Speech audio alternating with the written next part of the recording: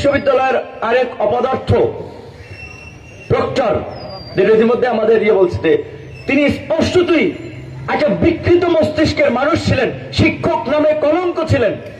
যে আমরা ফোন দিয়েছিলাম যে এখানে ওরা ঝামেলা করতেছে, আপনি বিষয়টা দেখেন। তিনি আমার বলতেছে যে বন্ধের দিনে তুমি ডাকসুতে কি করো?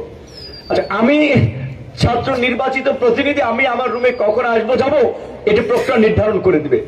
তো যাই হোক, সেদিন পরবর্তী যে ঘটনা, কিছু বুঝে ওঠার কিছুক্ষণ আগেই লাইট ফ্যান বন্ধ করে দেখি চতুর্দিক থেকে ঢিল, তারপরে লাঠি, যা হাতের পাশে রড মড দিয়ে বাড়ি দিয়ে দরজা গ্লাস ট্লাস সব ভাঙচুর করেছে। দেখেছেন সেই চিত্র।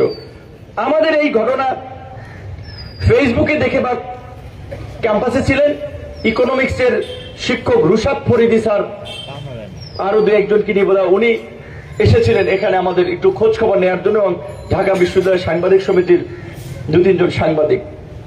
তো শিক্ষক রুশাদ ফরিদি স্যার, ওনাদের মতো শিক্ষক, তাহলে ওনাদের দেখলে এমনি মাথা অবনত হয়ে যায়, ছাত্র হিসেবে সম্মান জাগে। কিন্তু গোলাম রব্বানির মতো কুলাঙ্গার, প্রায় শিক্ষক নামের কুলাঙ্গার, সরাসরি হামলায় তিনি দাঁড়িয়েছিলেন এই প্রক্টর অফিসে, এবং আমাদের সৌরভ তাকে গিয়ে ইনফর্ম করেছিল যে ডাকসুতে হামলা হচ্ছে, মেরে ফেলবে।